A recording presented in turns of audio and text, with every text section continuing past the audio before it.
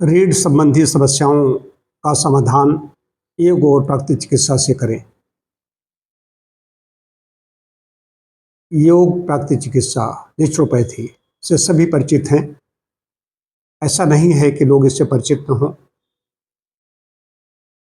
रीढ़ संबंधी समस्याएं ज़्यादा हो रही हैं। किसी को कमर में प्रॉब्लम हो जाती है, किसी को स्लिप डिस्क हो जाती है, किसी को सर्वाइकल में प्रॉब्लम होती है, या पूरी रीढ़ में गर्दन से लेकर के कमर तक जो रीढ़ होती है, इसमें कहीं किसी को दर्द है, कहीं या डिसलोकेट, कहीं बल्ज हो गया है, या स्लिप डिस्क हो गई है।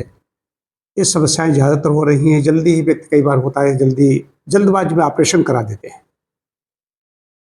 मेरा ये कहना है कि ऑपरेशन कराने अगर जा भी रहे हों तो एक बार प्राकृतिक चिकित्सा का सहारा लें, नेचुरोपैथी में जरूर जाएं।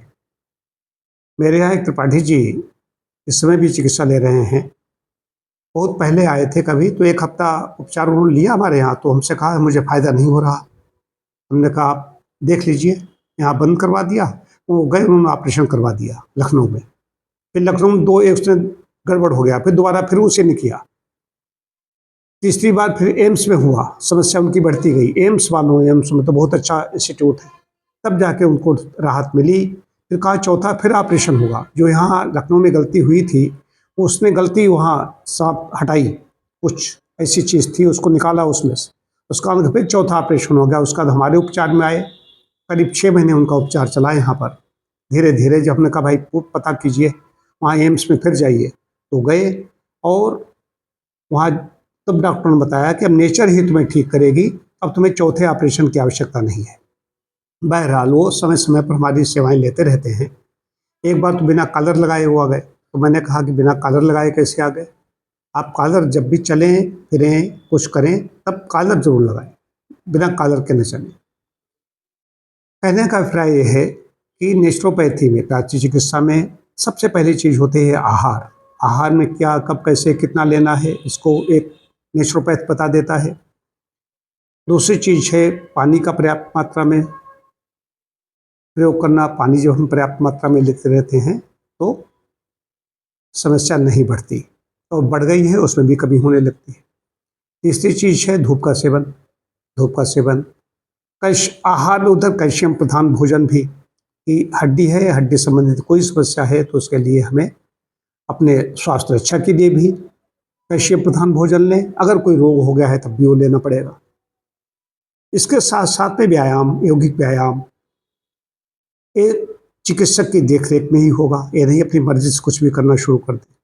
लेकिन फिर भी कुछ आसन ऐसे हैं जो रीढ़ संबंधी व्याधियों के लिए हैं। आगे झुकना कई बार मना कर दिया जाता है, लेकिन आगे पीछे भुजंगासन है, शलभासन है, धनुरासन है, और भी कुछ कुछ व्यायाम ऐसे हैं, इनको कर सकते हैं।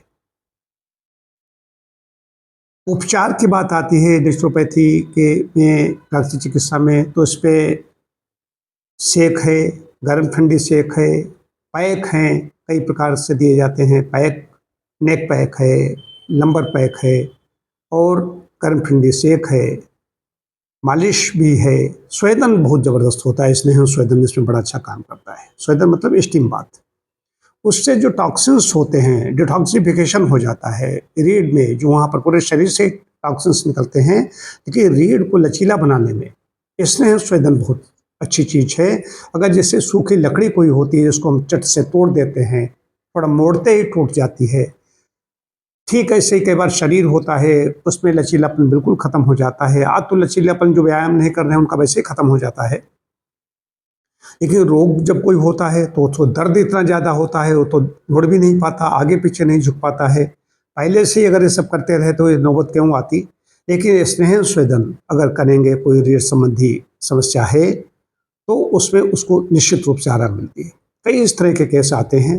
अब कई बार किसी को सर्जरी वास्तव में कोई आवश्यक होता, अलग चीज़ है, लेकिन सर्जरी कराने से पहले एक बार इन जो चिकित्सा पद्धतियों में, निर्दोष चिकित्सा पद्धतियाँ हैं, इनमें जरूर जा कर के देख लें। कहीं ऐसा न हो कि त्रिपाठी जी की तरह कहीं गड़बड़ी हो जाए, पैसा भी खर्च हो जाए और उसके बाद फिर वहीं पर आना पड़े। तो इसमें समय जरूर लगता है, लेकिन लाभ होता है। वजन बहुत बड़ा कारक है। वजन अगर ज़्यादा जिनका है और रीढ़ संबंधी रोगों से भुगत रहे हैं, तो वजन तो घर में ही ऐसा आहार विहार लें, कम कर दें।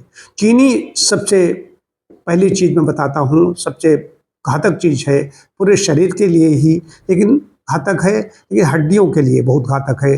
चीनी पहले ही छोड़ दें, कहीं जाएं आएँ या अलग चीज़ है, लेकिन चीनी सबसे पहले छोड़ दें। चीनी से दूरी बना लें कि घर में भी रहें, अगर वजन ज़्यादा है चीनी छोड़ें, ये समस्या है कहीं नहीं आ जा सकते हैं तो चीनी छोड़ दें, आपको आराम मिलनी शुरू हो जाएगी।